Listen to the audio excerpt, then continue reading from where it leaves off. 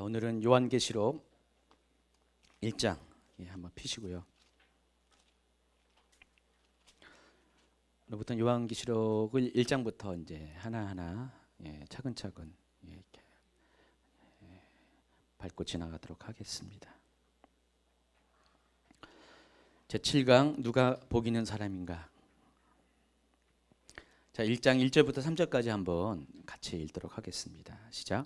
예수 그리스도의 계시라. 이는 하나님이 그에게 주사 반드시 속히 일어날 일들을 그 종들에게 보이시려고 그의 천사를 그 종 요한에게 보내어 알게 하신 것이라.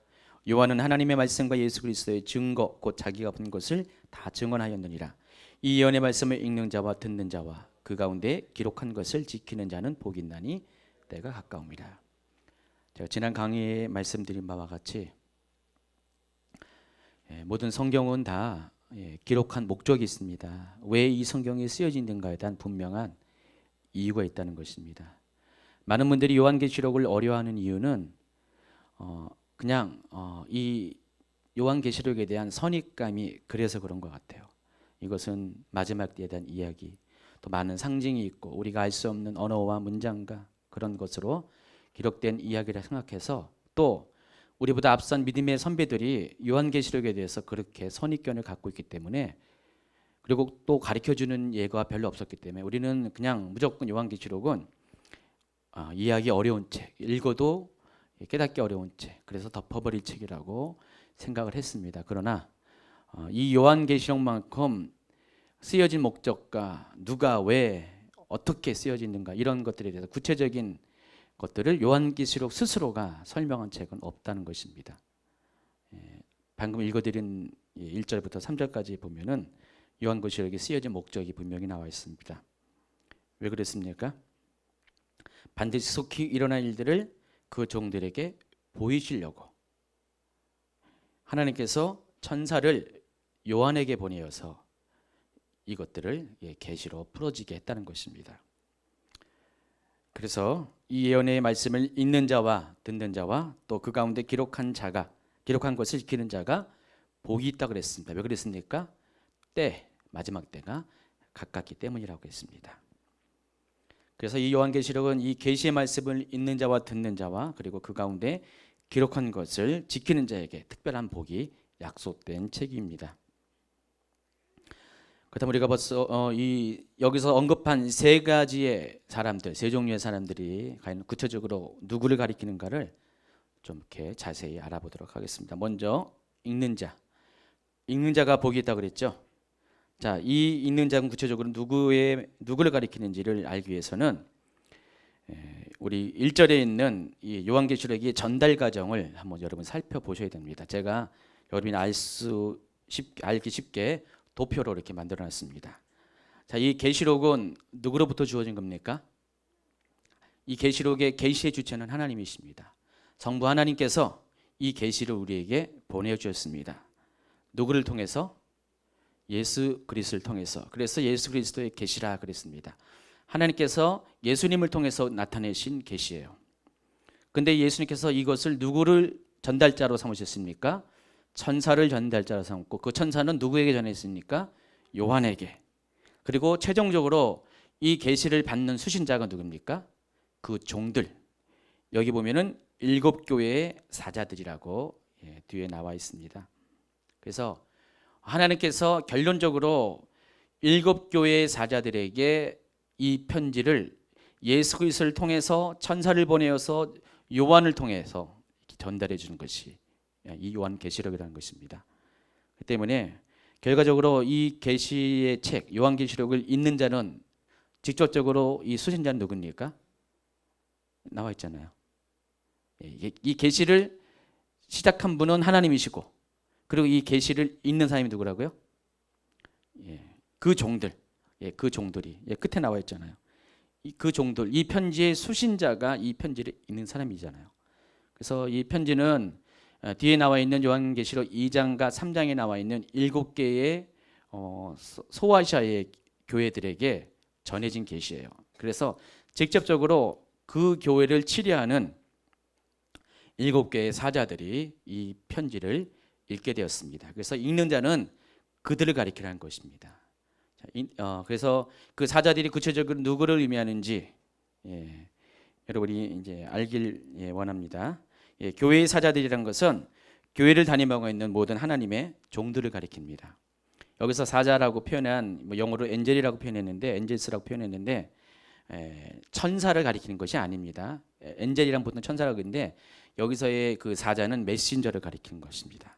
그래서 하나님께서 7교회에게 하나님의 말씀을 전달하는 그런 설교자, 목회자를 구체적으로 말씀을 하고 있습니다. 그래서 하나님께서는 어느 시대든 간에 반드시 하나님의 계시를 풀어낼 때는 물론 개인적으로 하나님을 만나 주시기도 하지만은 보통은 강단을 전하는 말씀을 통해서 이 계시들이 풀어집니다. 하나님의 뜻을 전할 때 예배 가운데 전해지는 이 말씀을 통해서 하나님은 하나님의 말씀을 대언할 때가 굉장히 많이 있다는 것입니다. 하나님은 특별한 경우 개인적으로 만남을 통해서 하나님 말씀하시고 또 예언을 통해서 말씀하시고 또 여러 가지 환경적인 것을 통해서 말씀하시지만은 그러나 하나님은 기본적으로 전제하는 것이 쓰여진 성경 말씀과 그리고 그 성경 말씀을 토대로 강단에서 전해지는 이런 설교자의 말씀을 통해서 하나님의 뜻을 전할 때가 많이 있습니다. 그래야지 실수가 없어요. 그래야지 다른 길로 빠지지 않습니다. 그래서 일반적으로 하나님께서는 그런 통로를 통해서 우리에게 말씀하시기 때문에 하나님께서도 역시 요한계시록을 사람들에게 알게 하기 위해서 이 말씀을 주셨는데 그래서 그 최종적인 그 수신자가 바로 7교회에서 매일매일 하나님의 말씀을 전하는 그런 메신저들, 설교자들이라는 것입니다. 그래서 그들에게 이것을 읽게 하신 것이에요. 직접적으로 편지의 수신자이기도 하고 하나님께서 그들에게 이 편지를 읽게 하셨다는 것입니다. 그렇기 때문에 이 편지를 읽는 자는 결과적으로 모든 교회의 그런 설교자들, 목회자를 말하는 것입니다. 그래서 이 요한계시록의 말씀은 모든 교회 성도들이 아니 목회자들이 반드시 읽어야 될 것입니다. 자, 그런데 참 희한하게도 안 읽어요. 문제는 다른 성경책은 많이 읽는데 이 요한계시록은 참 안 읽습니다. 정말로 많이 안 읽습니다. 그러다 보니까 읽지 않으니까 말씀을 전하지 않죠. 그러니까 전하지 않으니까 들을 수가 없죠. 들을 수가 없으니까 어떻게 됩니까? 지켜 행할 수가 없기 때문에 복이 없는 것입니다. 자, 순서가 다 있어요. 먼저는 읽는 자가 있어야 되고요. 그 읽는 자가 통해서 듣는 자가 생길 것이고 들어야지 말씀을 지켜 행할 수가 있습니다. 그래서 오늘날은 이 요한계시록이 많이 읽혀져야 돼요. 누구에게? 목회자가 성도 이전에 목회자가 많이 읽고 이 말씀을 계시록 10장에 있는 것처럼 힘센 천사가 열려진 작은 두루마리를 요한에게 줘서 이것을 받아 먹으라고 설명하면서 이걸 먹을 때 어떻게 했습니까? 입에서는 다나 배에서는 쓰다 그랬습니다. 왜 그랬습니까? 이것이 마지막 때에 대한 비밀이 적힌 말씀이기 때문에 입에서는 다나 배에서는 쓰다 그랬습니다. 그러나 그 요한이 그것을 먹고 소화해야지 마지막 때에 대해서 말씀을 전할 수가 있었습니다. 그래서 그 과정이 반드시 있어야 된다는 것입니다. 그래서 모든 목회자는 지금 요한계시록의 말씀은 오늘날 반드시 읽어야 됩니다. 읽고 또 읽고 묵상하고 연구하고 더 검증해서 요한계시록의 말씀을 전해야 된다는 것입니다. 마태복음 24장을 한번 보시면요. 마태복음 24장이 어떤 책이 있습니까? 복음서의 종말론이라고 있죠. 복음서에서 종말을 다룬 그 파트가 마태복음 24장, 25장입니다.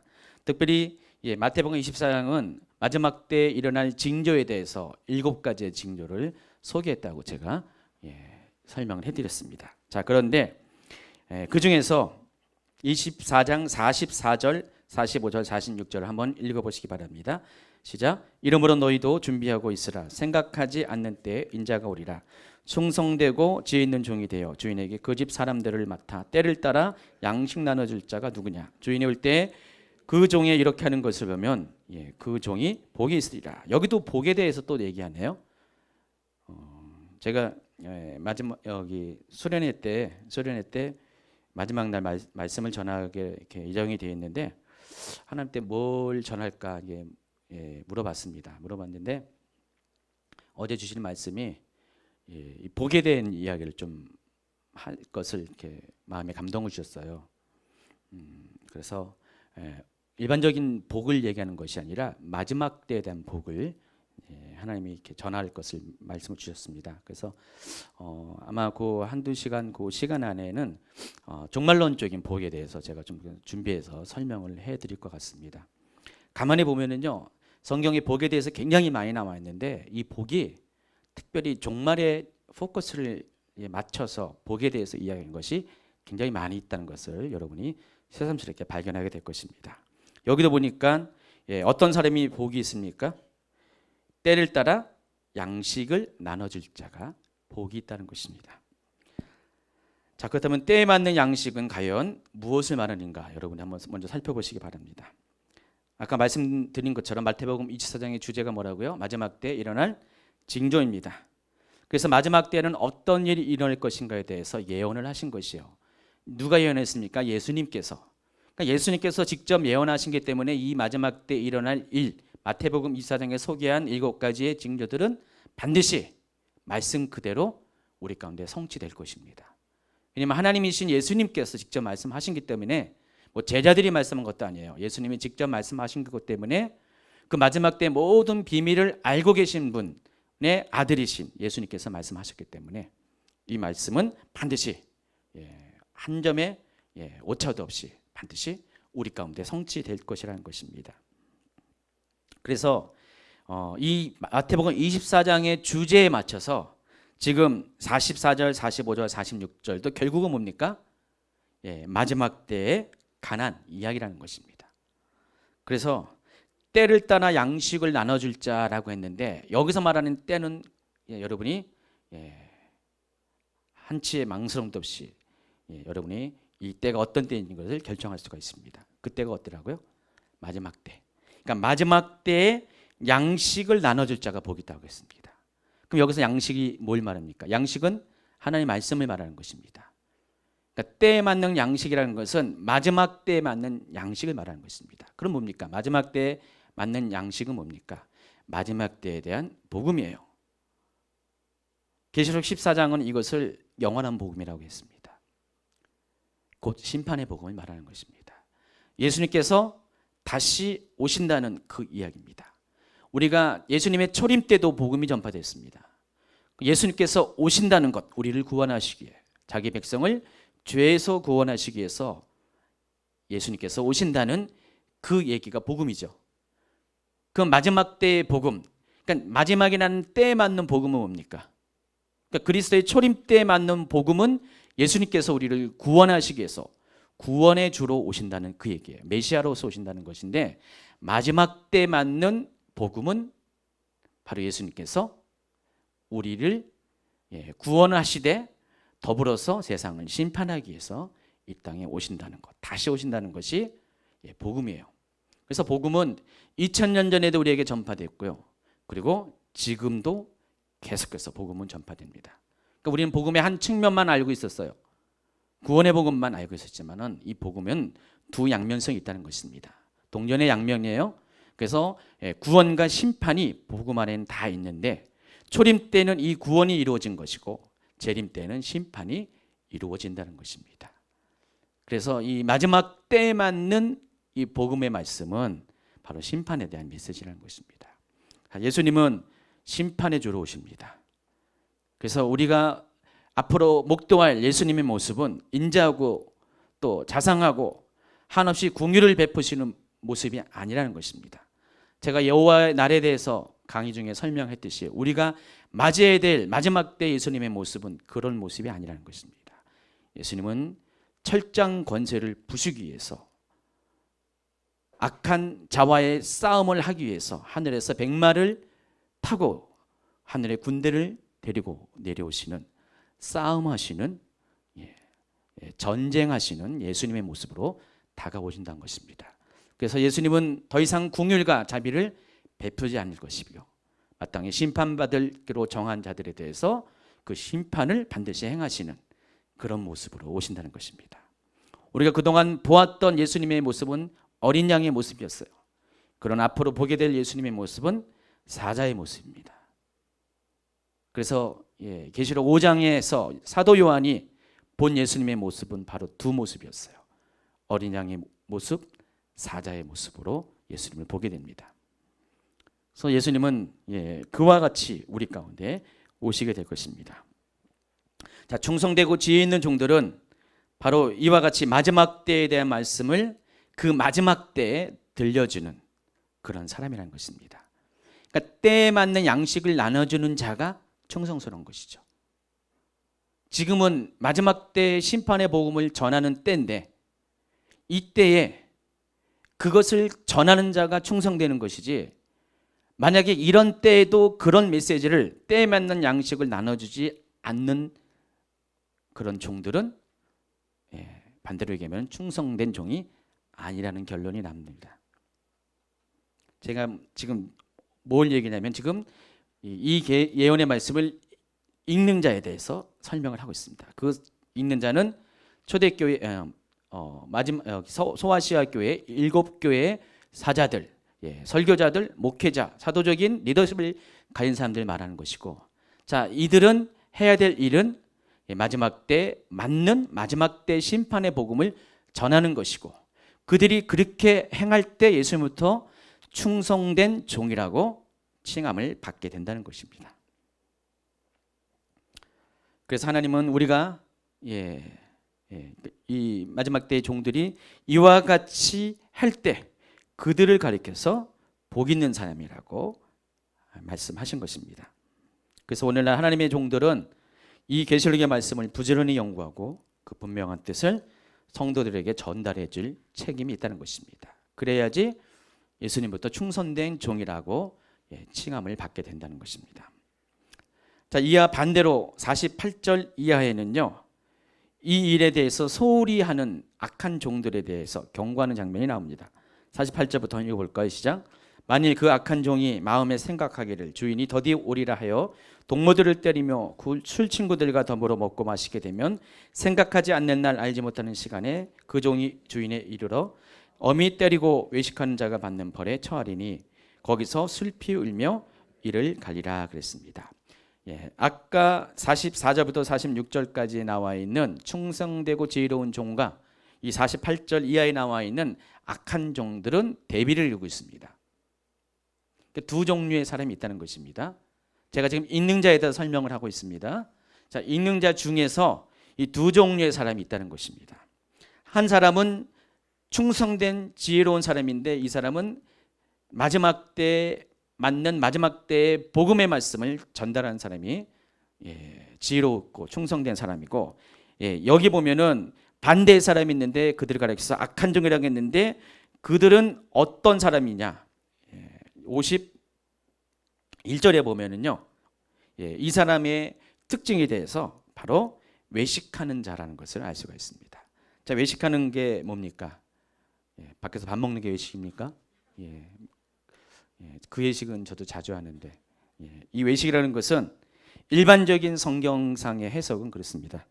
예배와 기도를 포함한 모든 신앙생활의 행위가 하나님 앞에 초점을 맞춰지지 않고 사람에게 초점을 맞춘 사람이 바로 외식하는 사람입니다.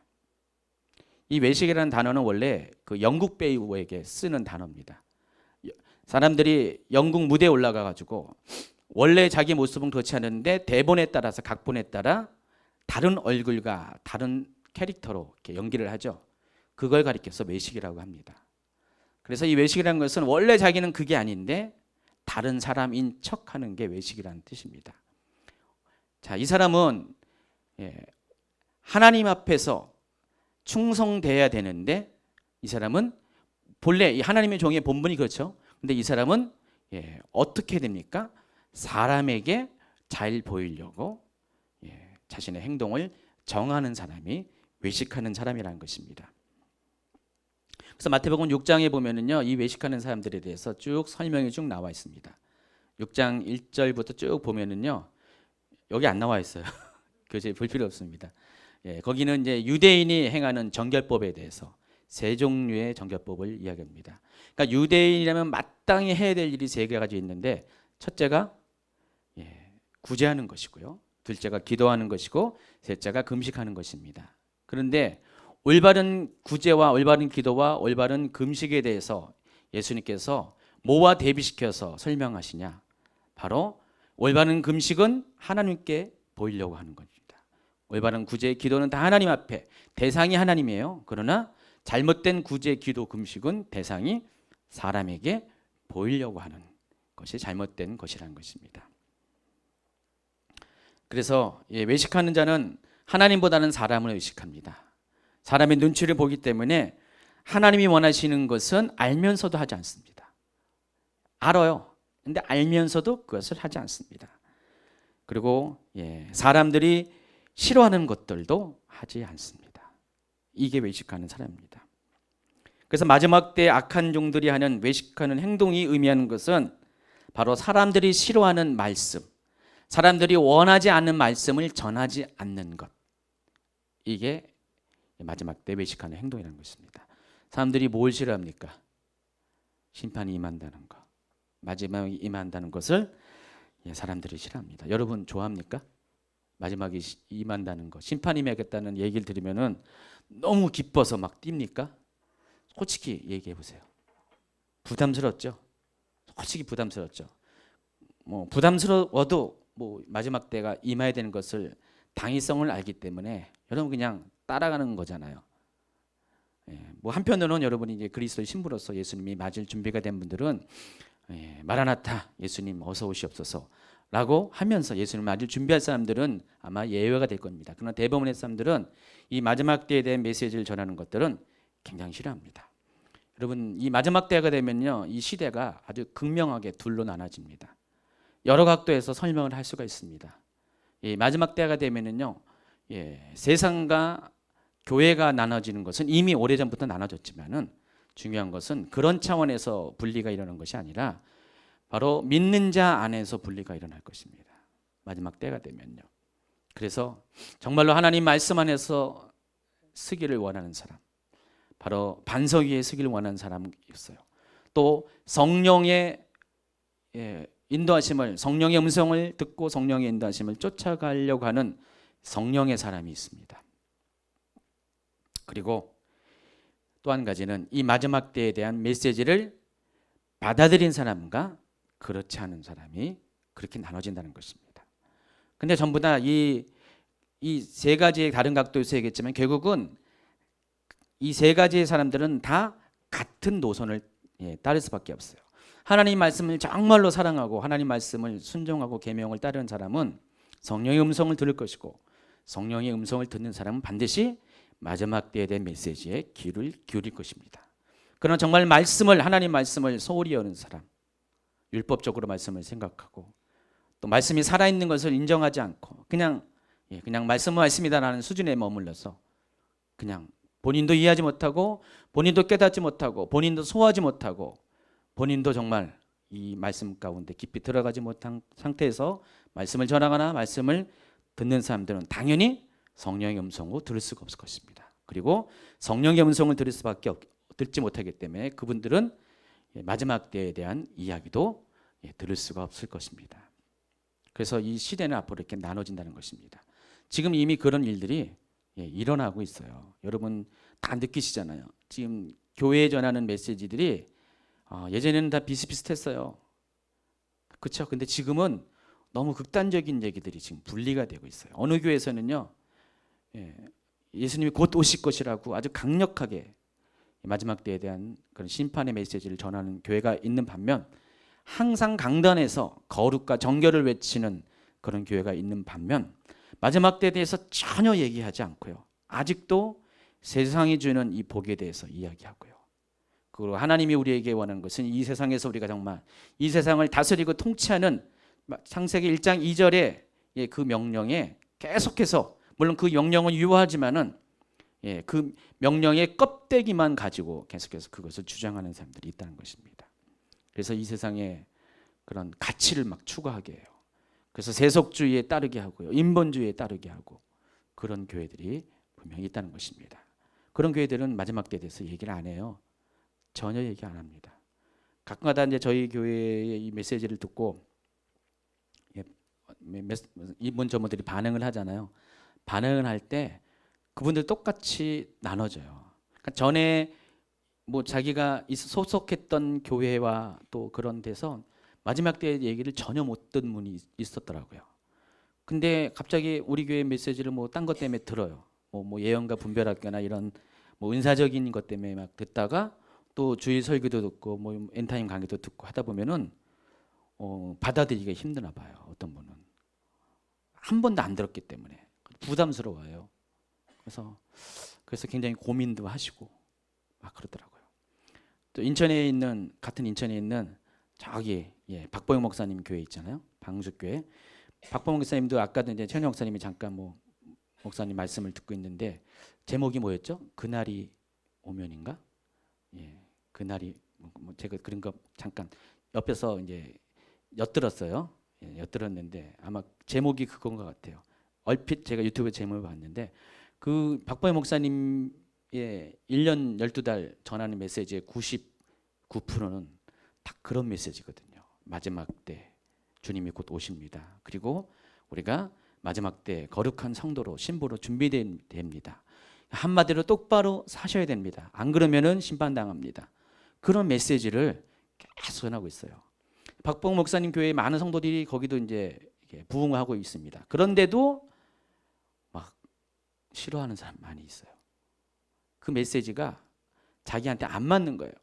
듣기 싫은 메시지예요. 원하지 않는 메시지라는 것입니다. 맨날 목사님은 저런 얘기만 하느냐, 할 말이 그것밖에 없냐라고 생각하고요. 심지어는 뭐 이자도 붙이고 막 그런 분들이 간혹 있습니다. 저희 교회도 마찬가지예요. 저희 교회도 그런 어떤 외부적인 그런 도전도 조금씩은 받고 있습니다. 왜냐하면 이런 메시지를 전하는 것들이 많은 분들에게는 걸림이 되고 싫어하는 바가 되기 때문입니다. 그래서 마지막 때에는 아주 두 가지 반응이 동시에 일어나요. 이런 메시지를 좋아하고요. 이런 메시지를 듣고 이런 메시지를 들을 때 살아나는 사람이 있어요. 그런 반면에 이런 메시지를 들으면 계속해서 거부감이 생기는 사람들이 극명하게 나눠지는 시대가 온다는 것입니다. 지금 이미 그런 분리의 그런 흐름들이 일어나고 있어요. 그래서 한쪽은 더욱 악해지고요. 한쪽은 더욱 정결해져요. 예전에는 중간의 사람들이 많았는데요. 이제는 중간은 별로 없고요. 앞으로 가면 갈수록 이렇게 점점 양극단으로 나눠지는 그런 상황이 될 것입니다. 왜 그렇습니까? 때가 되면은 나눠져야 되잖아요. 그러니까 마태복음 25장에는요, 세 가지 비유를 통해서 마지막 때 심판에 대해서 이야기하는데 세 가지 비유 모두가 다 뭡니까? 다 나눔이잖아요. 그러니까 마지막의 특징은 나눠지는 것이에요. 양과 염소가 나눠지고요. 의인과 악인이 나눠지고요. 또 슬기로운 자와 또 어리석은 자가 나눠집니다. 다 나눔이에요. 분리가 돼요. 그래야지 어떻게 됩니까? 마지막 심판을 할 수 있기 때문에 때가 되면 될수록 하나님은요, 중간 지대를 더 이상 허용하지 않을 것입니다. 그래서 양쪽으로 나눠지는 시대가 올 겁니다. 그래서 하나님이 이 양쪽으로 나누게 해서 하는 게 뭡니까? 여러분 옛날에 곡식 이렇게 거둘 때 어떻게 합니까? 채질을 하죠. 채질을 해가지고 막 이렇게 채를 막 이렇게 탁탁 치면은 어떻게 합니까? 무거운 알곡은 남아 있고 또 가벼운 가라지는 날아가게 됩니다. 그래서 자꾸만 분리가 일어납니다. 성경에는 나중에 심판의 때도 알곡과 가라지가 서로 나누는 것으로 비유하고 있습니다. 그래서 그런 시대가 곧 오게 되고 이미 그런 시대가 와 있다는 것을 여러분이 아시기 바랍니다. 그래서 이와 같은 반응은 마지막 때에 대한 일어날 일들이고요. 이미 우리가 성경을 통해서 이러한 것들이 이미 성경의 역사 가운데 이미 우리 가운데 많은 증거가 있다는 것을 알 수 있겠습니다. 여러분 소돔과 고모라 때도 그랬고요. 특별히 오늘 이 마태복음 24장에 보면요, 예수님께서 37절에 이런 또 말씀하십니다. 노아의 때와 같이 인자의 임함도 그러하리라 해놓고 홍수전에 노아가 방주에 들어가던 날까지 사람들이 먹고 마시고 장가들고 시집가고 있으면서 홍수가 나서 그들을 다 멸하기까지 깨닫지 못하였으니 인자의 임함도 이와 같으리라. 그러니까 마지막 때 징조 중에 하나가 노아의 때에 대해서 예수님이 언급하셨어요. 자, 노아의 때의 특징은 바로 이런, 방금 제가 여러분 설명한 바로 이때라는 것입니다. 노아의 때가 되면은요, 우리는 보통 이 노아의 때면은 그냥 물 심판처럼 갑자기 임하는 그런 전 세계적인 그런 심판의 메시지만 우리가 주목하는데, 여기서 노아의 때가 우리에게 마지막 때에 대해 징조가 되는 그 핵심 내용은 그것보다는 노아의 때 사람들의 반응이 더 초점을 여러분 갖춰야 됩니다. 그러니까 노아의 때의 반응도 어땠습니까? 무려 120년 동안 하나님이 방주를 짓게 했습니다. 120년이라는 세월은 굉장히 긴 세월이잖아요. 근데 그 세월 동안 노아가 방주를 지면서 하던 일은 뭡니까? 계속해서 경고하는 것이었어요. 하나님께서 물로 심판을 할 것이다. 주님의 때가 가까이 왔다. 심판의 때가 가까이 왔다. 계속해서 전하는 것이었어요. 그런데 아무리 120년 동안 장구한 세월 동안 그 심판의 복음을 전했음에도 불구하고 어떻게 됩니까? 결국 구원받은 사람은 노아의 8식구밖에 없다는 것입니다. 당시에 약 최소한 10억 이상의 인구가 있었는데, 여러분 이 10억이라는 인구는요, 불과 100년 전에 이 전 세계 인구가 15억 정도 돼요. 우리가 70억 인구 된 거는 이거는 100년밖에 안 된 거예요, 역사가. 100년 전에 한 15억밖에 안 살았어, 이 땅에. 이미 노아의 홍수 전에는 바로 그런 인구들이 이미 살고 있었는데 그 모든 인구들이 다 멸망을 당했다는 것입니다. 8명만 빼고요. 그때 사람들의 반응은 그런 것이었어요. 여기 보면은 심판이 임할 때까지, 노아가 방주에 들어날 때까지 사람들이 먹고 마시고 장가들고 시집갈고, 한마디로 자신의 일상을 그냥 누리면서 이것이 좋다 하면서 아주 흥청만청 사는 삶을 살았다는 것입니다. 그러니까 마지막 심판의 때는 이와 같다는 것이에요. 노아의 때와 같이 그렇다는 것입니다. 한쪽에서는 방주를 지면서 마지막 심판을 예배하는 자가 있는 반면에, 한쪽에서는 여전히 세상 가운데 먹고 마시는 사람들이 있을 것이라는 것입니다. 오늘날도 그런 시대예요. 오늘날도 한편에서는 계속 마지막 때에 대한 메시지를 막 전하고 있어요. 한쪽에서는. 과거 어느 때보다 지금 이 시대는요, 예수님이 초대받던 그때 이후로 약 2000년의 시간이 갔는데, 그때 이후로 그와 같이 마지막 때에 대한 메시지를 전하는 때는 과거에 없었다는 것입니다. 그러니까 예수님 때 마지막 때의 메시지를 많이 전했고요. 그리고 그 중간에 1900년의 시간이 있었는데 부분적으로 간헐적으로 마지막 때에 대한 심판에 대한 메시지는 있었지만은 지금처럼 전 세계적으로 이 많은 사람들이 마지막 때에 대한 얘기를 전하는 때는 없다는 것입니다. 그래서 지금 하나님이 계속해서 이 마지막 때에 대한 메시지를 전하고 있지만 어떤 곳은 뭐라고 해요? 반대로 말해요. 지난주에 얘기했잖아요. 카톨릭 그 바티칸 대변인이 지난 7월 15일인가 4일인가 공식적으로 얘기했다고 말씀했죠. 생각나시죠? 자, 예수님께서 재림하신다는 것은 지금의 상황을 봐서는 있을 수 없다. 지금의 이런 징조들을 보니까 예수님은 절대 재림하지 않는다 하면서, 예수님께서 6월절 날 그 말씀을 하셨는데,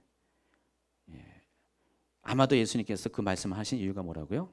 포도주를 마셔가지고 술에 취해서 그 말씀을 하셨다. 교황청을 대변하는 대변인이 한 말입니다.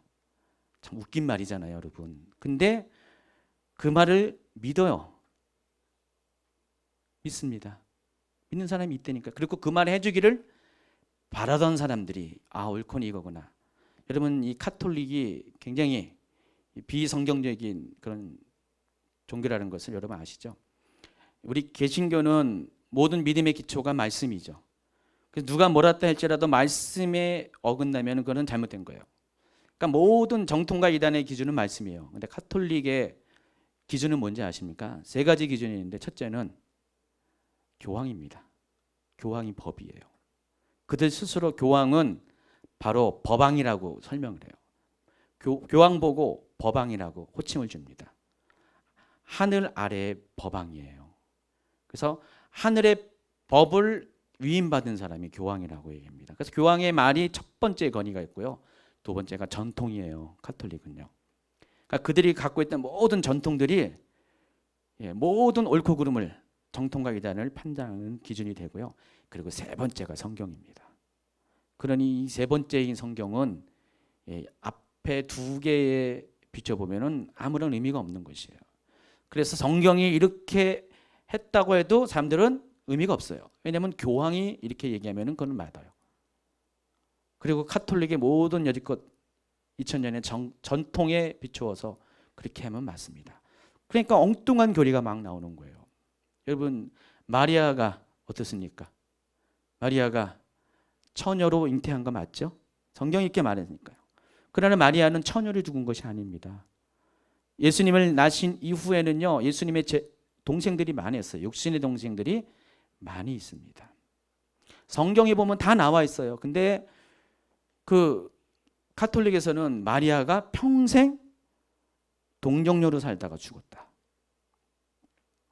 그리고 예수 그리스도 외에는 인간으로서, 육신을 입은 인간으로서 죄가 없는 사람은 한 명도 없는데 마리아는 처음부터 죄 없이 태어났다. 마리아는 승천했다. 더 웃긴 것은 승천해서 하늘 여왕이 됐다.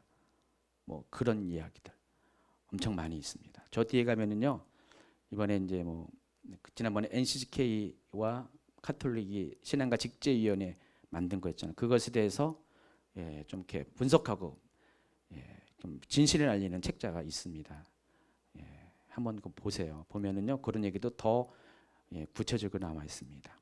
그런 모든 이야기가 카톨릭 또 내지는 카톨릭과 동조하는 많은 기독교 내의 그런 교단과 목회자들에 의해서 뭐 카톨릭과 같이 동일한 얘기는 안 하겠지만은 그런 이야기들이 많이 쏟아져 나오고 있습니다. 많은 분들이 이 예수님의 다시 오심에 대해서 웬만하면 예수님 오지 않았으면 좋겠습니다. 그런 입장이 많이 있다는 것입니다. 그래서 신학적으로도 어떻게 주장합니까? 이 천년왕국을 이미 이 땅에 임하는 교회를 천년왕국이라고 했고요. 그러니까 이미 우리가 살고 있는 이 시대는 천년왕국의 시대예요, 지금. 그리고 천년왕국 다음에 뭐가 있으면 예수님이 오시잖아요. 근데 성경이 말하는 것은 뭡니까? 천년왕국 전에 예수님이 오시잖아요. 그리고 예수님 오실 때 심판이, 첫 번째 심판이 있죠. 그게 뭡니까? 성도들은 휴거당하고 또 그렇지 않은 사람 이 땅에서 심판을 받는 거예요. 계시록 19장에 그 내용이 나와 있습니다. 18장 19장에 나와 있죠. 심판을 당하는 것인데 이제 그것이 건너뛰는 거예요. 그리고 곧바로 우리는 예수님을 맞이하는 거예요. 심판은 건너뛰고 예수님을 맞이하니까 어떻게 됩니까? 이 땅에 있는 교회들은 이미 다 구원받은 거예요. 천국 가는 것이 다 보장이 돼 있어요. 근데 천국 가는 것이 보장이 되어 있는 사람들한테 예수님이 재림하셔서 심판할 수 있다고 오신다는 것은 아무런 설득력이 없는 것이죠. 그러니까 신학과 교리가 그렇게 사람들로 하여금 심판에 대해서 무뎌지게 만든다는 것입니다.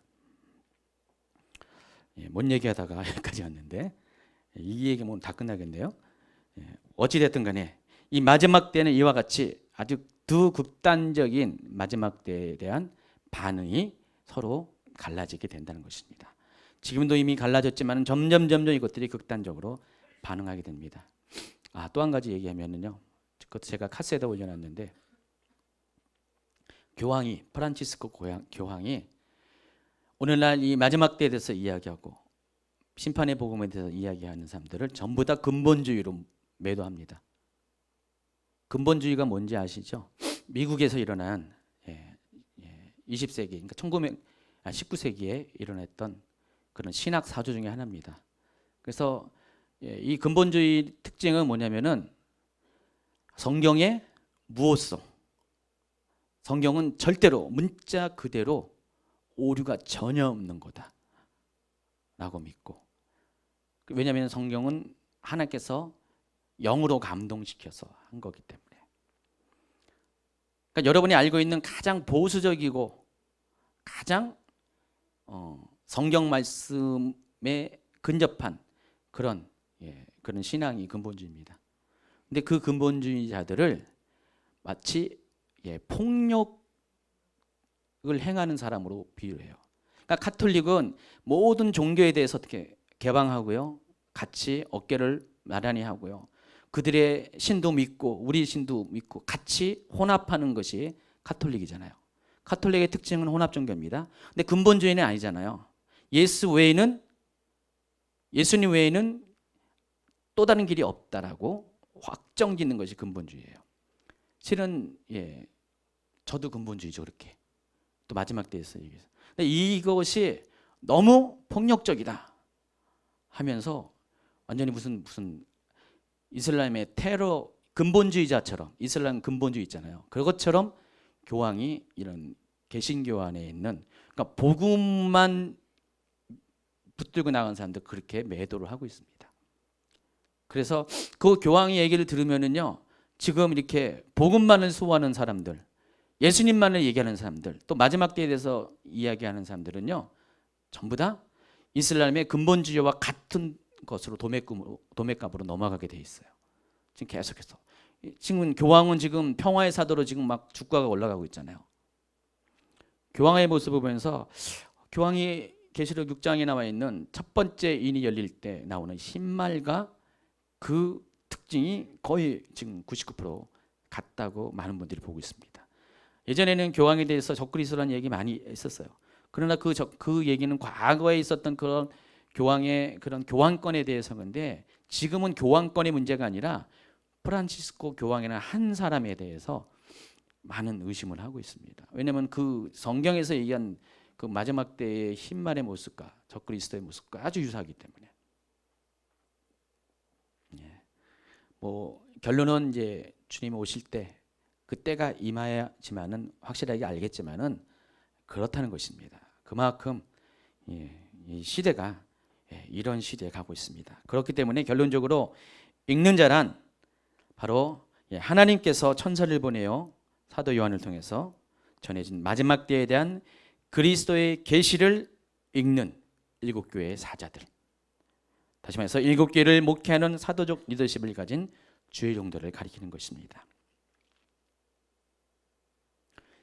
그래서 이 주의 종들은 당시에 실존했던 사람들이에요.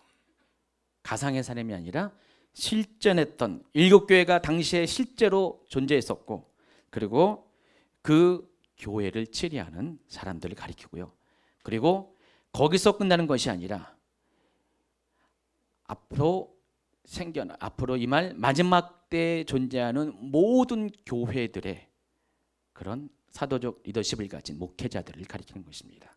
그러니까 오늘날 존재하는 모든 교회의 그런 뭐 담임 목사님이나 당회장이나 교회를 책임지고 있는 그런 리더십을 가진 그런 목회자가 결국은 읽는 자라는 것이죠. 그래서 소아시아 7개도 교회의 목회자도 이 마지막 때 그리스도를 통해서 계시를 읽어야 되고요. 오늘날도 그 계시를 읽어야 된다는 것입니다. 그러니까 요한계시록은 그때 유효하는 것이 아니라 지금도 유효하고 반드시 그것을 읽어야지만 복이 있게 된다는 것입니다. 듣는 자가 복이 있습니다. 71페이지 밑에 나가고 있습니다. 듣는 자란 1차적으로 일곱 교회 성도들을 말하고요. 또 궁극적으로는 전 교회 시대 모든 성도들을 말하는 것입니다. 그러니까 여러분이 지금 누구라고요? 듣는 자예요. 여러분이 들어야 돼요. 저는 읽었고요. 읽고 여러분에게 설명을 했습니다. 전했습니다. 여러분 반드시 이걸 들어야 돼요. 듣는 자가 복이 있다 그랬어요. 듣지 아니한 사람은 복이 없습니다. 왜냐하면 때를 준비하지 못하기 때문에. 제가 여러분에게 전하지 않으면요, 여러분 굳이 마지막 때를 준비하는 삶을 살 이유가 없어요. 마지막 때는 말하지 않으면 우리 가운데 마지막 때가 온다는 지식도 없고 정보도 없기 때문에 그것의 필요성을 느끼지 못하기 때문에 그렇습니다. 그런데 여러분이 일단 듣고 나면 어느부터 어떻게 됩니까? 왠지 부담이 되죠. 전에는 계시록의 말씀을 몰랐는데 이 계시록의 말씀을 아니까 왠지 더 부담이 되고요. 어떤 분들은 이 교회 나오면 안 돼. 왜냐면은 맨날 이런 얘기만 하면은 나 이거 어떻게 살아? 부담돼서 못 나온 분도 10명 중에 0.1명은 있을 것입니다. 100명 중에 1명은 있을 것입니다. 정말로 그래요, 정말. 근데 그런 사람은 복이 없어요. 나머지 사람들이 복이 있는 거예요. 왜냐하면 이것을 듣게 되면은 여러분이 듣는 것으로 그치는 것이 아닙니다. 정말 마지막 때가 온다는데 이렇게 살면 안 된다. 그래서 세상 가운데 살 사람들, 하나님 말씀과 담을 지면서 살 사람들, 그냥 교회에 적을 두고 1년에 한 번, 두 번 교회에 가면서 나는 구원받았다고, 나는 우리 부모님이 뭐 장로님이고 권사님이기 때문에, 우리 엄마가 맨날 기도, 새벽 기도 빠지지 않기 때문에 나는 괜찮아, 엄마 때문에 괜찮아 라고 하는 사람들, 자, 그런 사람들이 이 말씀을 만약에 듣게 되면 어떻게 됩니까? 정신 차릴 수밖에 없어요. 그리고 준비할 수밖에 없습니다. 그리고 정결하게 삶을 준비할 수밖에 없다는 것입니다. 그래서 듣는 것이 복이 있는 것이에요. 읽는 자도 복이 있고 듣는 자도 복이 있습니다. 하나님이 이 말씀을 전해진 이유가 성도들에게 이것들을 듣게 해서 그들에게 신부단장을 시키려는 목적이 있기 때문인 것입니다. 세 번째가 지키는 자가 있습니다. 자, 뭐니 해도 뭐가 최고라고요? 사람들은 뭐니라고 하지만은 여러분은 말씀을 최고로 여기기 바랍니다. 그리고 이 말씀을 듣는 것으로 그쳐서는 안 됩니다. 지켜야 됩니다. 마태복음 7장 21절 이하에 보면은요, 하나님께서 지혜로운 자가 나중에 구원받은 자가 누구인가를 설명을 하면 예수님께서 설명하죠. 누굽니까? 주의 이름을 부르는 자가 아니라, 주의 이름으로 뭘 했다고 자랑하는 자가 아니라 하나님의 말씀대로 지켜 행하는 자가, 그런 사람이 어떻게 됩니까? 나중에 천국에 들어갈 수가 있습니다. 그 뒤에 나와 있는 24절 이하에도 보면은 슬기로운 자와 지혜로운 자가 있는데, 지혜로운 자가 뭡니까? 반석 위에 집을 짓는 사람. 이 반석은 말씀을 가리킨다고 말씀했습니다. 그러니까 말씀이라는, 하나님의 말씀이라는 그 기초 위에서 자신의 인생을 설교하고 그렇게 살아가는 사람이 지혜로운 사람이고요. 그 말씀이 바로 아버지의 뜻이잖아요. 하나님의 그리스도의 계명이잖아요. 그래서 이 말씀을 듣는 것으로 그치는 것이 아니라 그 가운데 기록한 대로 지켜 행할 때 그것이 의미가 있는 것입니다. 많은 사람들이 주의 이름으로 뭔가를 한다고 했지만은 그것이 주의 이름으로 자기들이 할지는 몰라도 아버지의 뜻과는 상관이 없어요. 이 말씀과는 상관이 없습니다. 그래서 하나님은 마지막 때 심판의 기준이 뭐냐면 하나님의 뜻대로 살았냐, 살지 못했냐. 하나님 뜻대로 정말 순종하는 삶을 살았냐, 그렇지 못했냐. 그래서 하나님의 뜻이 뭡니까? 그것을 한마디로 말하면 뭡니까? 사랑입니다. 사랑이라는 그 근거를 가지고 모든 행동들을 그렇게 했느냐 안 했느냐, 그것을 보고 천국의 문에 들어가게 하고 못 들어가게 한다는 것입니다.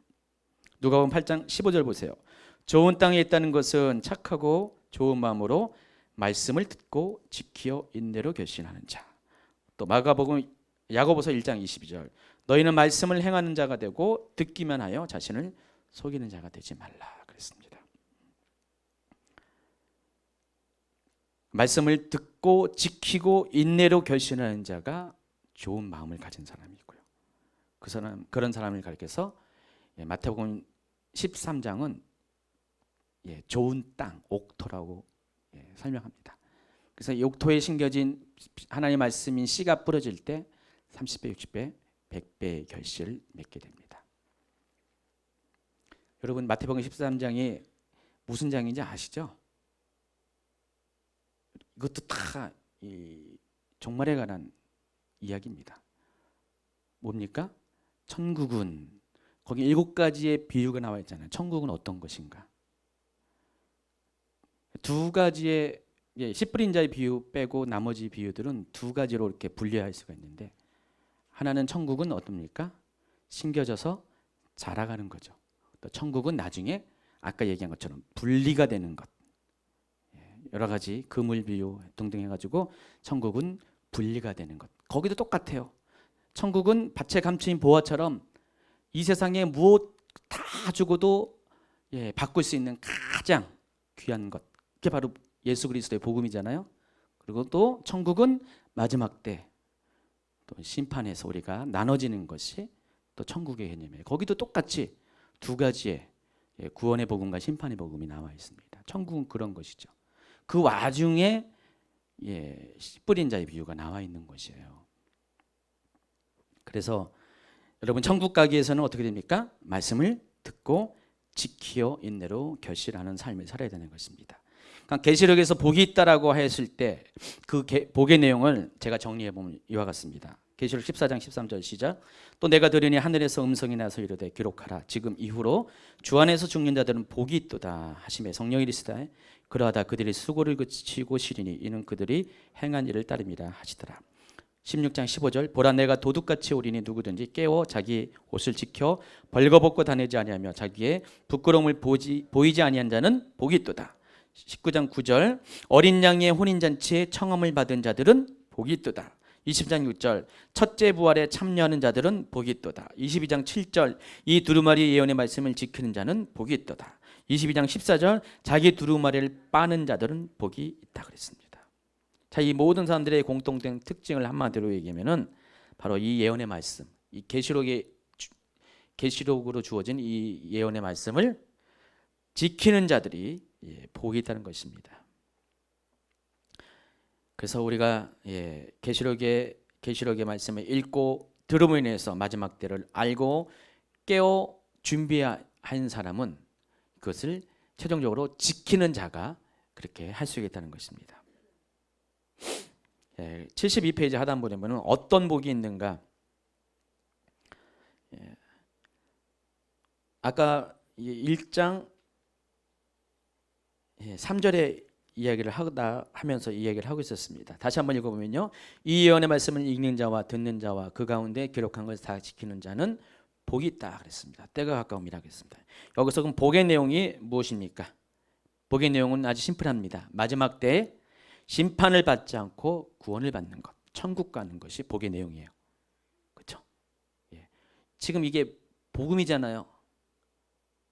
첫 번째 예수님이 오실 때 첫 번째 복음은 어떤 복음입니까? 예수님을 믿음으로 인해서 내 심령 안에 천국이 임하는 거죠.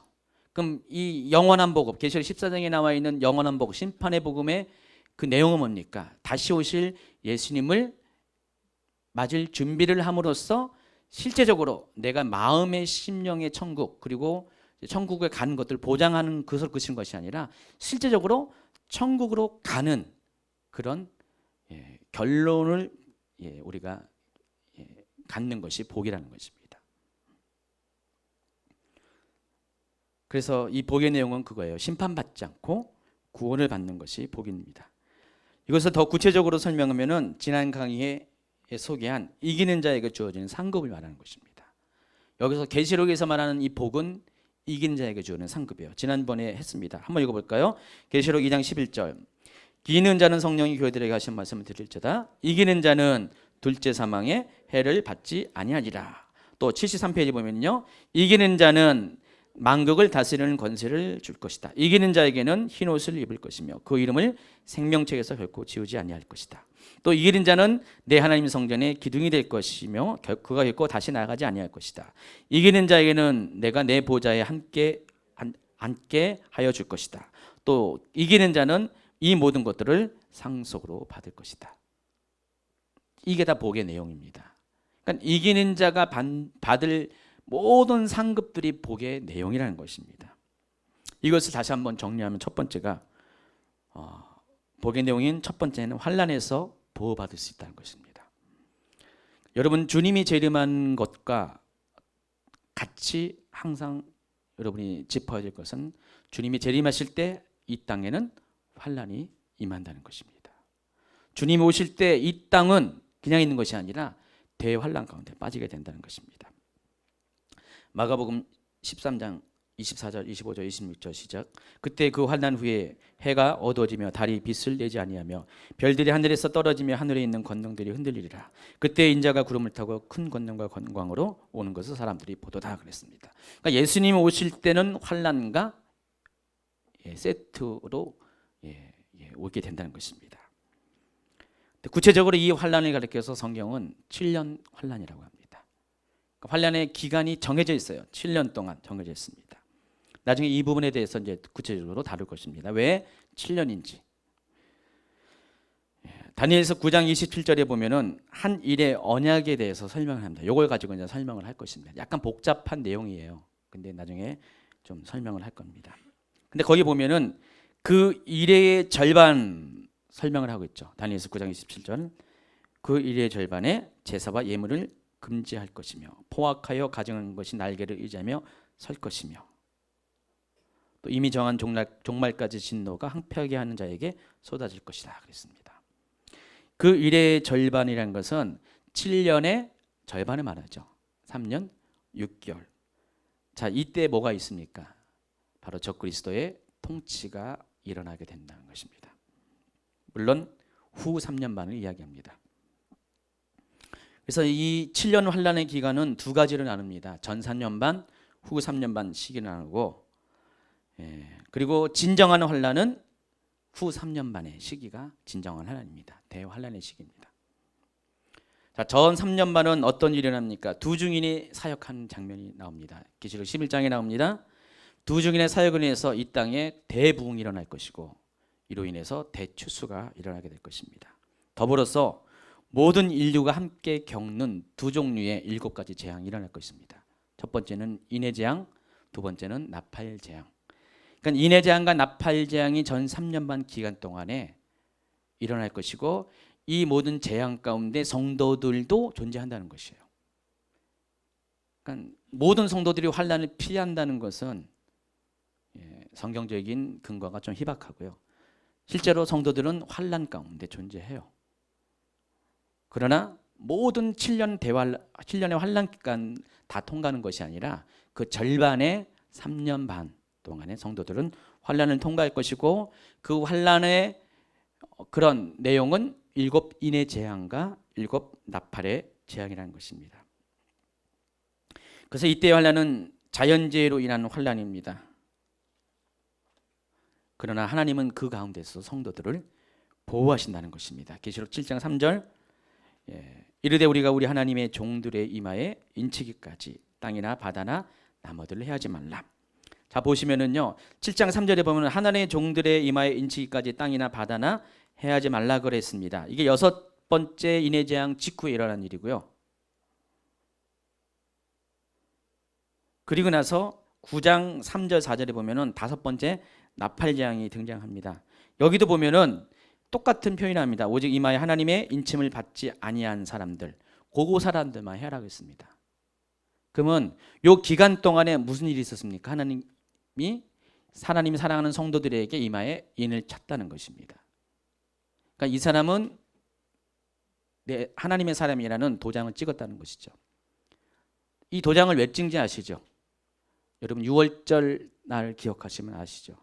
6월절 날 애굽의 재앙이 10가지 재앙이 임했을 때 특별히 이 마지막 재앙이 뭡니까? 모든 처음 난 것들이 다 장자들이 죽는 재앙입니다.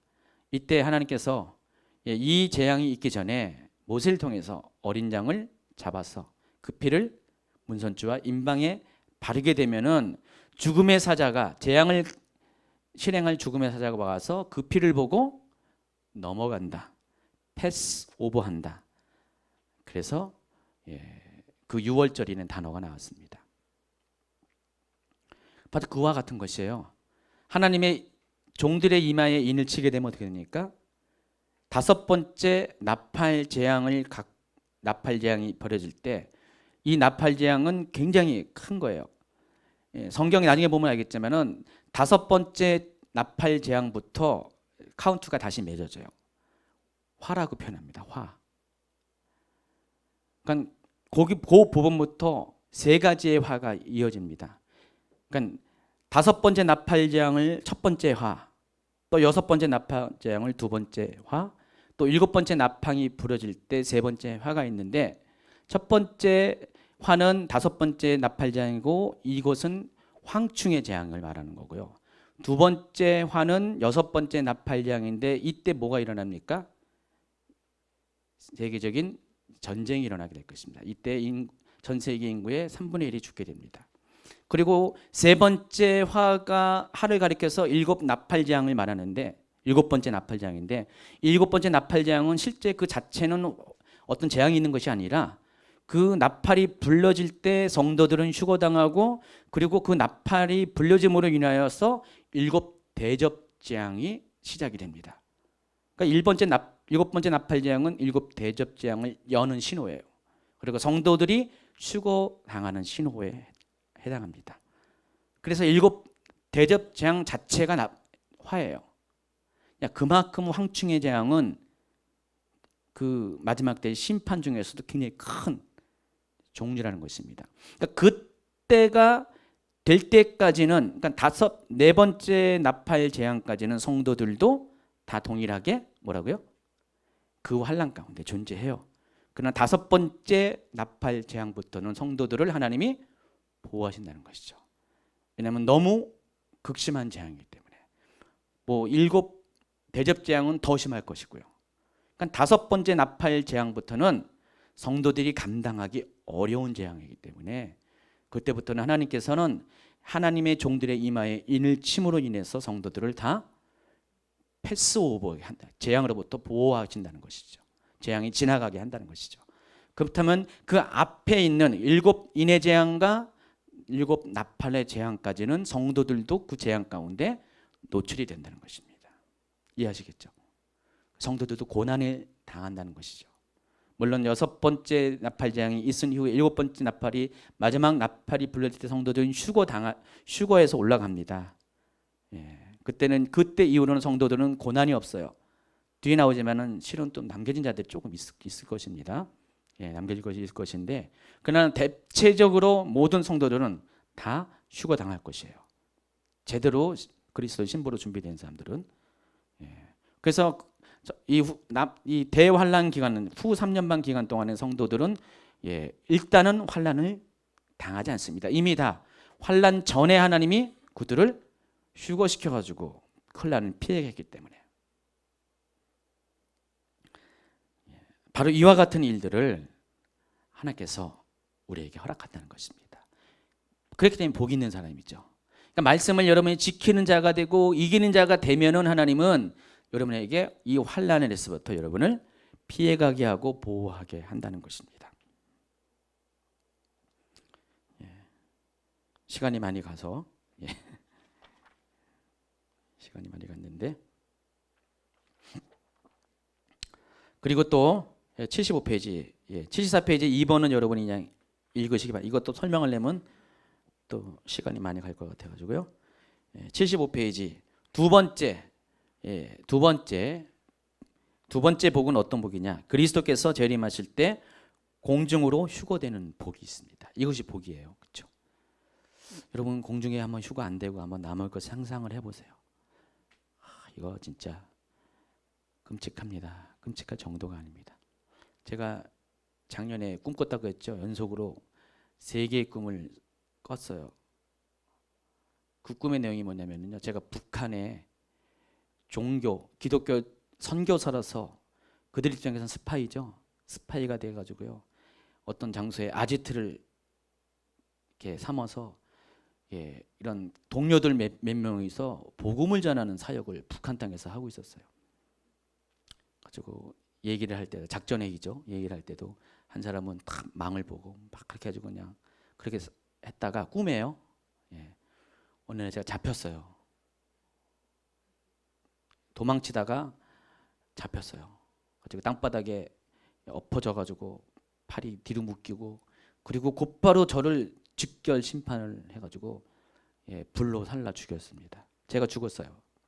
꿈에. 끝난 줄 알았더니 또 장면이 바뀌어가지고 제가 또 이제 똑같이 북한 땅이고,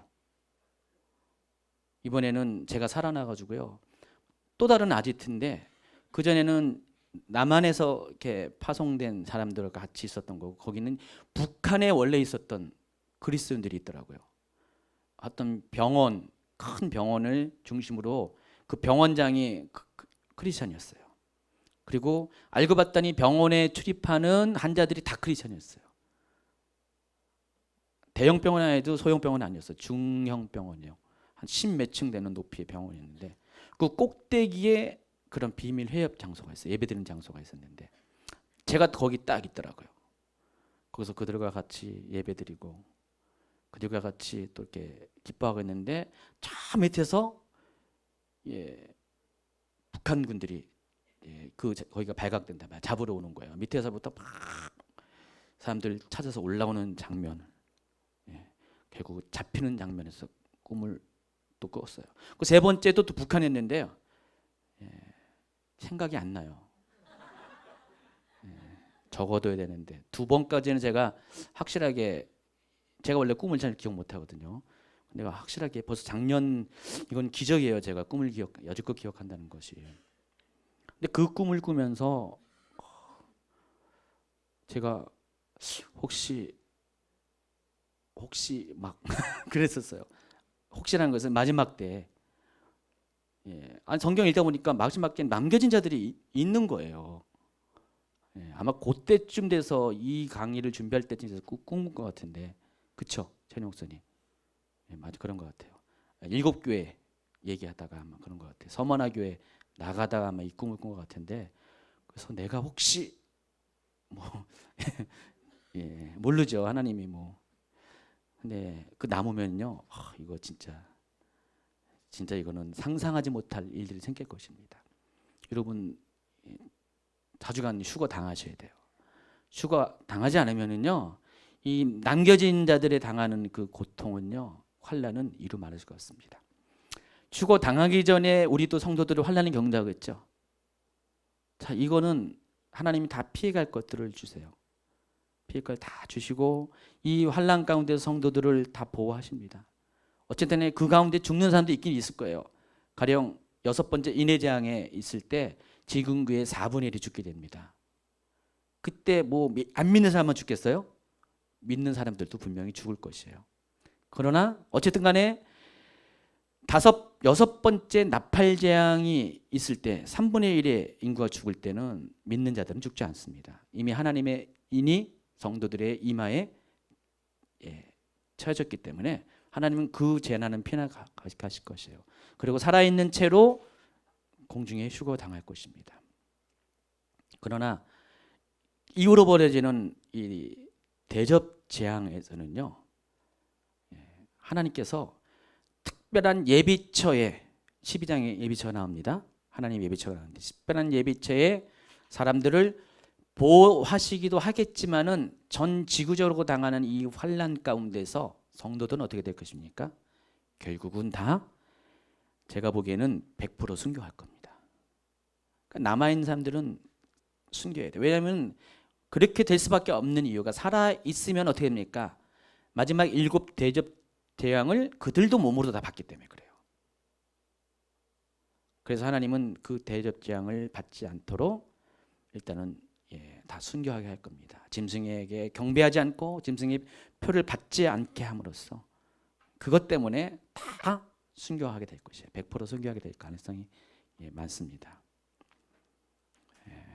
근데 하나님이 그 과정 가운데 성도들이, 남은 자가 당하는 고통이 얼마나 클 것 같아요. 힘들 것 같죠? 어느 분이 카페에다가 글을 올렸어요. 마지막 때를 어떻게 준비하면 좋을까요?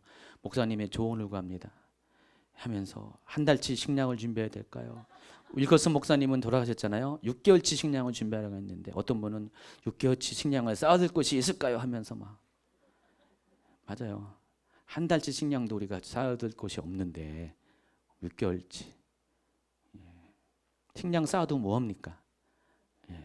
여러분, 뭐 여러분이 어디 다 숨어 있는 것도 아니고 누군가 와서 하루에 그냥 쑥 뺏어가면 그만인데, 식량 있는 거 알려주면은 그런 식으로 준비하는 것이 아니죠.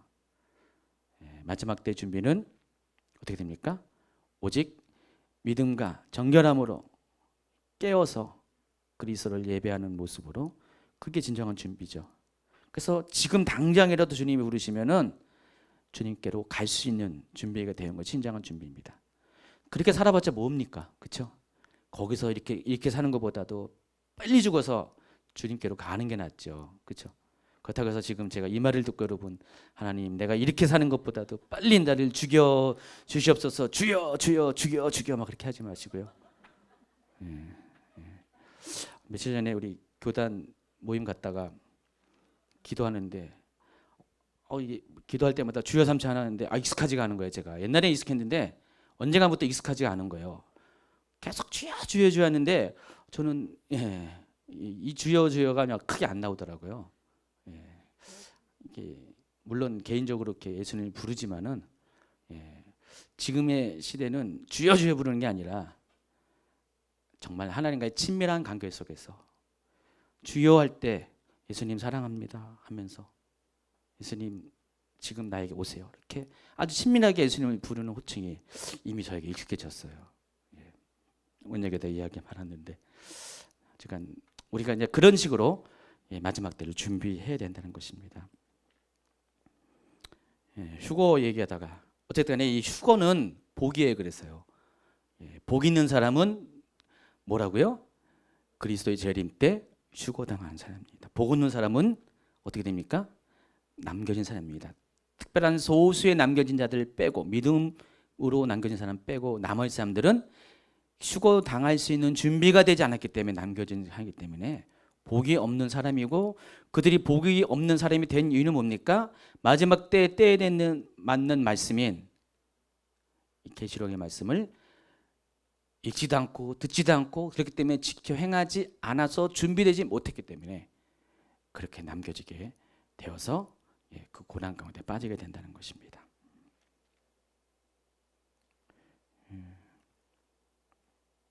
자, 76페이지. 나머지는 또 여러분이 자세히 읽고요. 마지막입니다. 세 번째 복은 이들에게는 새로운 세계가 형성되는 천년왕국 기간 동안에 주님과 함께 왕노릇하며 살아가는 복을 받게 된다고 약속이 되어 있습니다. 제가 연구한 바에 의하면은 이 천년왕국에서 왕노릇하는 사람들은 휴거 성도는 아닌 것 같아요. 휴거 성도는요 일반 평범한 천년왕국의 시민이 될 것이고요. 천년왕국이라는 것은 하나님께서 이 세상을 다 멸하신 다음에 적그리스도와 짐승도 다 둘째 사망에다 썰어놓고 다시는 존재하지 않게 하고 단 한 가지 존재 마귀만 천년 동안 무저경에 갇혀놨다가 천년이 지난 다음에 다시 일시적으로 풀려나오게 되어 있거든요. 그러니까 나머지 악한 존재는 다 멸망을 당해야 임해요.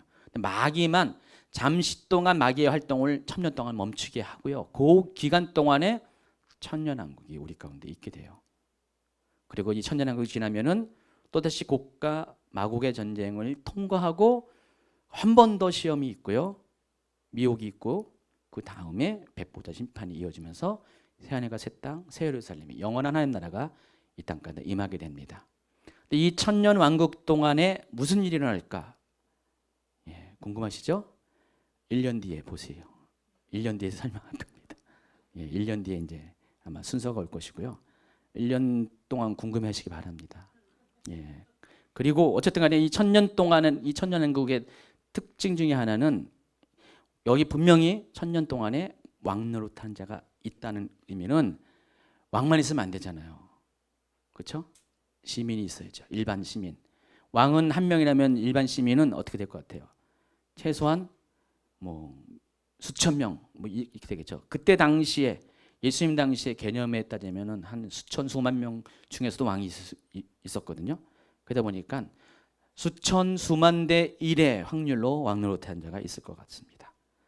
그러면 거의 대부분의 사람들은 왕이 아니에요. 그냥 일반 평범한 천년왕국의 시민으로서 혼인잔치에 참여하게 됩니다. 그런데 그 중에서 왕노릇한 사람이 있다는 그 의미는 이 일반적인 시민과는 다르다는 것이죠. 그래서 일반적인 시민들은 휴거 백성들이에요. 휴거 당에서 천년왕국에서 일반적인 시민이 될 것이고, 그리고 이 왕노릇하는 사람을 가리켜서 계시록 20장 4절, 5절, 6절은 그들을 가리켜서 누구라고 합니까? 첫째 부활자라고 그러고요.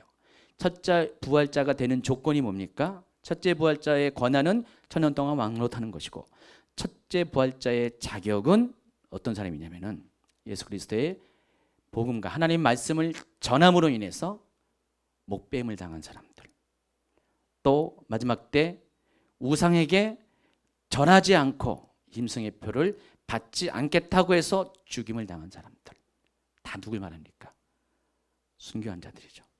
순교자들이 첫째 부활자가 될 것이고 자기들이 왕노릇하게 될 것입니다. 하나님은 이러한 복을 우리에게 주세요. 일단은 천년왕국의 백성이 되게 하고요. 휴거 당했다는 것은 천년왕국의 백성으로서 이미 보장이 된 것이고요. 그리고 휴거 당하지 않아도 남겨진 자들 중에서 이렇게 대환란의 시기를 통과하면서 믿음으로 죽음을 당한 사람들은 천년왕국의 왕노릇하는 그런 복을 주신다는 것입니다.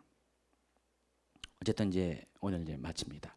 자, 복이 있는 사람이 계시록의 복에 대한 개념이 이렇습니다. 계시록은 복을 이렇게 설명하는 것이에요.